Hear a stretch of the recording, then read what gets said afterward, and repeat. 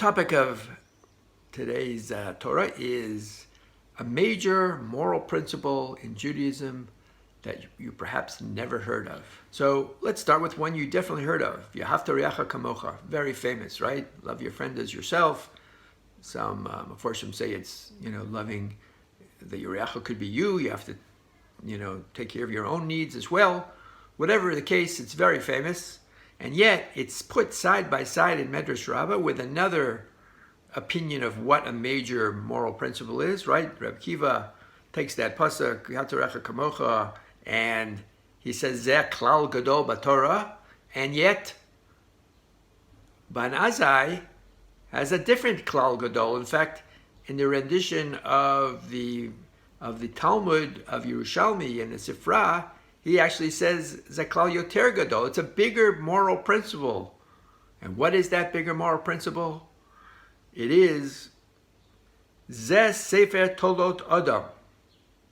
Does that sound like a major moral principle to you? It sounds like a transition line. After we finish the story of Adam and Chava and Cain and Hevel, we're about to run through the other generations leading up to Noach and the flood. And this is a transition line. I'll read the whole pasuk. Zeh Sefer Tolot Adam b'yom bara Elokim Adam b'demut Elokim asa. And yet this is what Ban Azai said is a major moral principle of God. So what exactly is that? What's going on here? So let's start with Rabbi Akiva. So there is an opinion, there is a commentator called the Eshet Nechalim who actually goes in and tries to compare and contrast the two. So Rabbi Akiva basically starts out saying you have to love all of mankind. You have to understand that everybody was put in this world for a purpose. Everybody is created in the image of God, and no matter what your interaction with them is, you have to treat them with respect, and you have to have faith in God. From your faith in God and your knowledge that God runs the world, you will be careful that no matter how you're treated or mistreated, that you will always sort of stay above the fray and not take it out on somebody else. And that's very important. In fact, that sort of dovetails with what the Medrash goes on to explain Rabbi Akiva, and it says, Lo tomar hoel v'nitvasti vazeh chaver yimi, hoel v'nitkalti kalel chaver yimi. In other words, this almost sounds like the basis of Freudian psychology. Not that I'm any expert, but basically saying, in modern psychology, you sit down and they try to find out what traumas did you have in life, what was your childhood like, who did you interact with. These traumas are affecting the way you treat other people. And that, if you let that happen, if you let the traumas of your life affect the way you treat other people, it's a violation, it seems, of V'ahavta re'acha kamocha, because you're not supposed to redirect yourself and your morality based on how you were treated. You're supposed to separate it and say, okay, that was one thing, whatever, I that was for a reason, I learned from that, but I'm going to treat my friends with respect as I would treat myself. So that's Rabbi Akiva. So Ben Azai, what is that? As I said, it sounds almost like a transition phrase, but according to Eshet Nechalim, it's something that we have to pay more attention to. We all have a soul, a pure neshama that's part of God that was given to us. And he says, go back and focus, just like the pasuk says, Ki b'tzelem Elokim. So we have to go back and focus, right? It says, but the mus Elokim asa. So we have to go back and focus on Adam and Chava. What happened to Adam? How did he fall?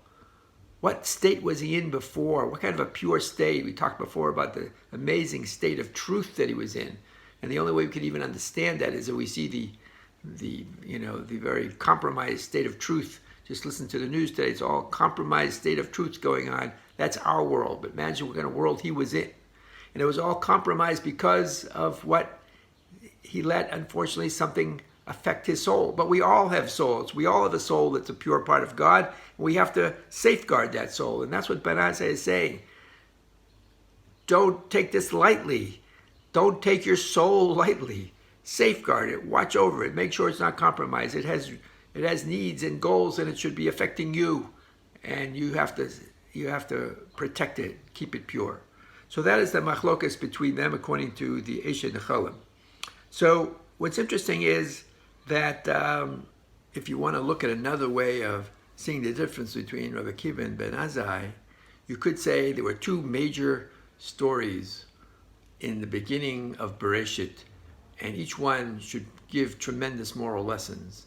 And perhaps you could say, and I'm going out on a limb here, but the Cain and Hevel story was the essence of Rabbi Akiva, because after all, Cain was angry at God. His sacrifice wasn't accepted, and he was, his brother's was, and God didn't turn to him and accept it. And he was turned into a crime of passion, even though God tried to console him, God tried to give him therapy, nothing worked. And he did exactly what Rabbi Akiva was talking about. He took the trauma that happened to him and he turned it to somebody else, on his brother, and his brother paid for it. Hevel paid for it with his life. Perhaps that's what one way of looking at this machlokas is. Don't do that. V'haftarecha kamocha is something that you see framed perfectly in the Cain Hevel story as a violation of Cain, as v'haftarecha kamocha. But perhaps Ben Azai is saying, no, go back to the first story, Adam and Chava. That also relates to our life, because we also have a neshama that needs to stay pure. And he let his neshama be compromised by eating from the Eitz Hadas Tov Ra. We also have to go through life and safeguard our neshama. Our neshama has wants and needs and rights too.